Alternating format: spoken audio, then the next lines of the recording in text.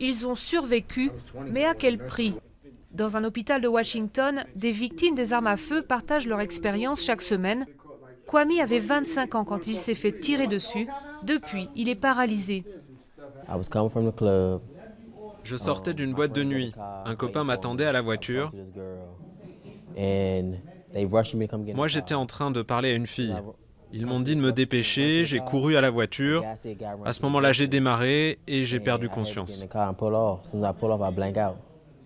Comme Kwame, des milliers de jeunes noirs sont blessés ou tués par des armes à feu chaque année. Mais ce sont les massacres, comme celui de Newtown en décembre, où 20 enfants ont été abattus, qui font réagir les Américains et relancent le débat sur les armes. Des actes spectaculaires qui ne sont pas représentatifs du vrai problème, selon cet expert. Ce n'est pas la réalité de la violence par arme à feu aux États-Unis.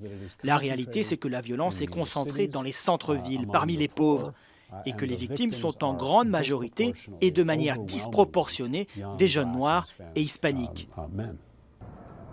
Plus de 30 personnes sont abattues chaque jour à travers le pays.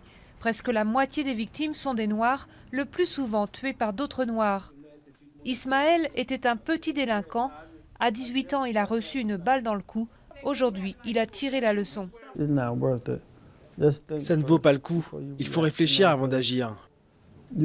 Parce qu'une fois que tu es puni, il n'y a pas d'issue. C'est facile de se mettre dans le pétrin, mais c'est dur d'en sortir.